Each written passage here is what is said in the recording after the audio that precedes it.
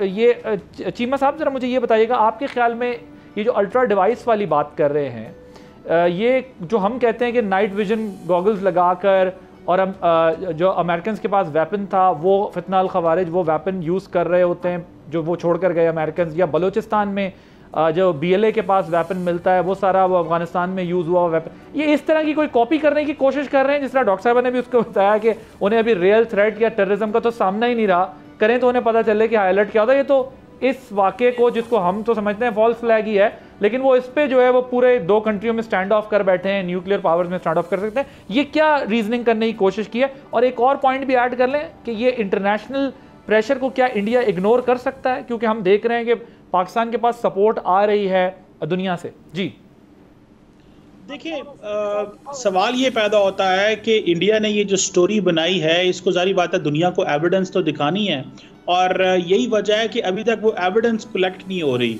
और evidence collect ना होने की वजह से वो दुनिया के सामने और अपनी आवाम के सामने आ भी नहीं रहे। फैसले उन्होंने डिप्लोमेटिक लेवल पे बड़े ले लिए हैं, लेकिन अब आवाम को क्या बताएं। सो इसलिए ये जो टाइम है सारा उन्होंने एक जिंगोइज्म, वॉर हिस्टेरिया जो है वो मीडिया के जरिए पहली बात है फिल कर रहे हैं। और ये जो बातें हैं जी कि वेपन्स, देखें डॉक्टर साहब बिल्कुल सही कह रही हैं। सवाल ये पैदा होता है कि यहाँ पे पाकिस्तान में तो आप हर दूसरे चौथे दिन आप देखते हैं कि कोई ना कोई दहशतगर्दी का वाक़या हो रहा है। हमने इस हवाले से पाकिस्तान की आर्म फोर्सेस और पुलिस एंड लॉ एनफोर्समेंट 24 घंटे अलर्ट हैं, दहशतगर्दों से लड़ रहे हैं। इंडिया को तो कोई दहशतगर्दी का सामना नहीं है। बताएं ना कौन सा वाक़या हुआ है वहाँ पे? एक वाक़या हो जाना वहाँ पे, दैट मीन्स कि इंडिया के अंदर दहशतगर्दी हो रही है। यहाँ पे पाकिस्तान में मैं तो समझता हूँ कि हमें जिस तेज़ी से या जिस अंदाज से अपना केस दुनिया के सामने बिल्ड करना चाहिए वो हम नहीं कर सके, but that is not a moment to talk on this.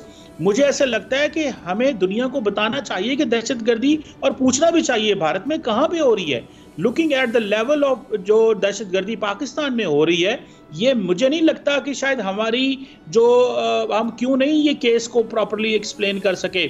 ये तो कंडेम भी नहीं करते पाकिस्तान में जो दहशतगर्दी के वाक़े होते हैं, और पाकिस्तान के वज़ीर आज़म जो हैं वो इंक्वायरी की बात कर देते हैं। हम चाइना और रशिया को कहते हैं कि वो बीच में आए और ट्रांसपेरेंट थर्ड पार्टी कोई इंक्वायरी कर ले। हम तो एक बिल्कुल जिसे कहते हैं ना डिफरेंट डोमेन में जाके ऑपरेट कर रहे हैं ताकि इस खित्ते में एस्केलेशन ना हो, हालात ख़राब ना हो और इस तरह की चीज़ें जो है वो ना हो। So at the end of the day internationally support इनको इसलिए नहीं मिल रही क्योंकि वो जो बात लेके जानी थी दुनिया के सामने अब उनको समझ नहीं आ रही। आपको पता है आदिल अब्बास साहब, एक बड़ा सेंट्रल पॉइंट है, इंडिया जो लॉजिक बिल्ड करना चाह रहा था वो सिर्फ एक लॉजिक थी, वो ये है कि हम वेस्ट के स्ट्रेटेजिक पार्टनर हैं, और क्योंकि हम वेस्ट के स्ट्रेटेजिक पार्टनर हैं तो लिहाजा वेस्ट को हमारी हर चीज को मनो ओन करना चाहिए। जो हम पे अटैक हुआ है, हम पे ये जो वाकया हुआ है, हमारे साथ खड़े हैं और पाकिस्तान पे एग्रेशन का ऐलान करें।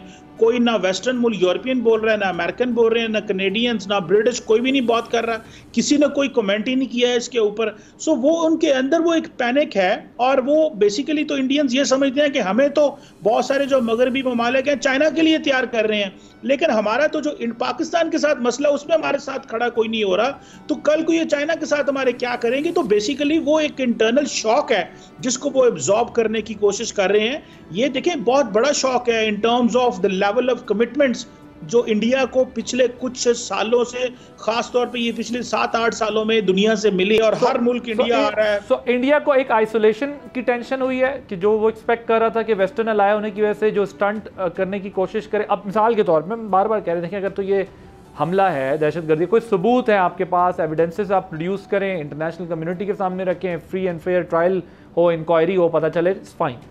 लेकिन जब आप एक वाक़े को बुनियाद बना के एक मुल्क के ख़िलाफ़ पूरे एक स्टैंड ऑफ क्रिएट करते हैं और उसको थ्रेटन करते हैं, और 2 न्यूक्लियर स्टेट्स के बीच रीजन को डिस्टेबलाइज करते हैं, अगर आप खुद और दूसरी पावर भी जो है वो अगर न्यूक्लियर स्टेट है आप उसको इंगेज करते हैं।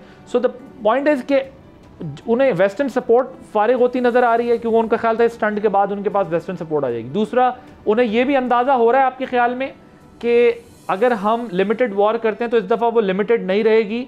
पाकिस्तान ने कह दिया है कि we'll go to any extend, और हम उसको फिर डीएस्केलेशन की तरफ नहीं ले जा सकेंगे।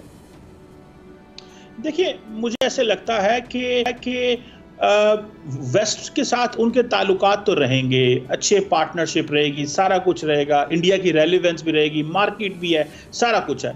लेकिन जो इंपॉर्टेंट चीज़ है ना कि वेस्ट उनका पाकिस्तान के ऊपर नैरेटिव बाय नहीं कर रहा। उसको पता है कि ये ट्रेडिशनल लड़ाई है, ये एक पुराना मसला है, ये कोई नई चीज़ नहीं है जो अनफोल्ड हो रही है। और इसके पीछे पैटर्न है ना, क्या मोदी साहब के हर 5 सालों में एक वाकया होता है।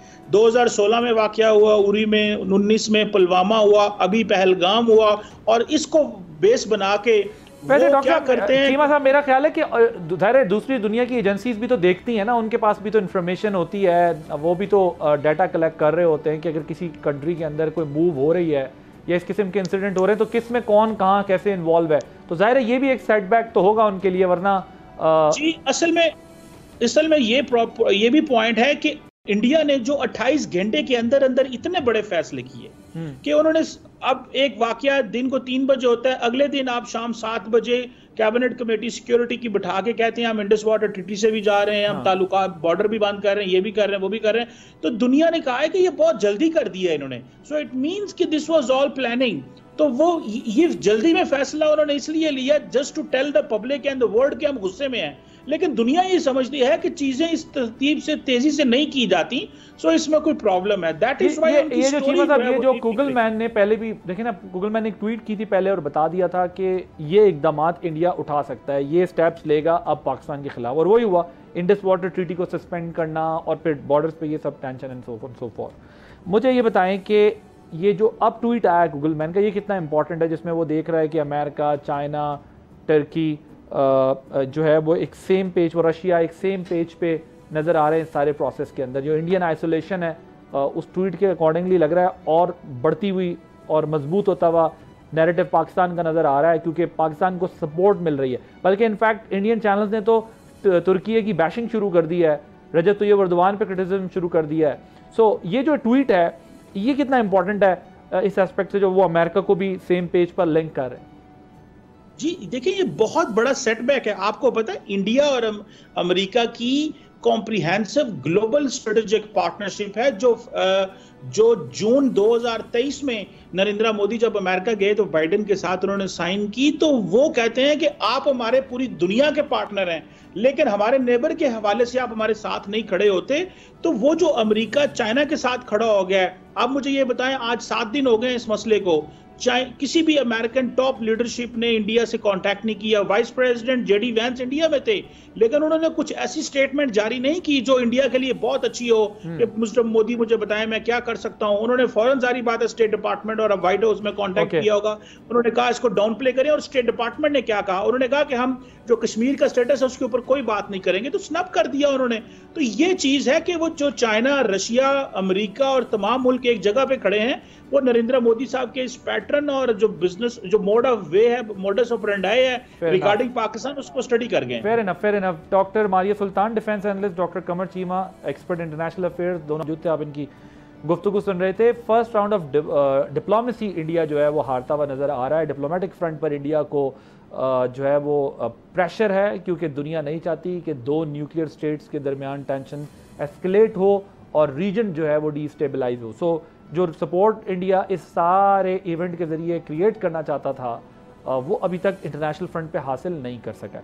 अब जो इंडिया कर रहा है वो हम आपको प्रोग्राम में बता चुके हैं कि वो LOC के ऊपर कभी फ़ज़ाओं में अपनी कोशिश कर रहा है कि कोई स्टंट करे, लेकिन पाकिस्तान भरपूर जवाब के लिए तैयार है। पाकिस्तान की मुसल्लह अफ़वाज जो हैं वो भरपूर तरीके से पाकिस्तान की बर्री, बहरी और फ़ज़ाइया जो है वो जवाब देने के लिए तैयार है, और किसी भी किस्म की मूवमेंट की उनको जो है वो मुँह तोड़ जवाब दिया जा रहा है। तो उम्मीद करते हैं कि ये जो वॉर मॉन्गरिंग है, वॉर हिस्टेरिया है इंडिया का, कुछ नीचे आएगा और इसकी फ्री एंड फेयर इंक्वायरी कराई जाए। जो वाक़या हुआ है उसकी तफसीलात सामने है। अदरवाइज़ ये फॉल्स फ्लैग ऑपरेशन ही करार पाएगा, क्योंकि इसके ज़रिए आप ये मकासद हासिल करना चाहते हैं जिसके ज़रिए आप पाकिस्तान को रीजन में डिस्टर्ब करना और रीजन को भी डिस्टर्ब करना चाहते हैं। आदिल अब्बासी को इजाज़त दीजिए, अल्लाह हाफ़िज़। सब्सक्राइब करें और बेल दबाएं ताकि कोई खबर रह न जाए।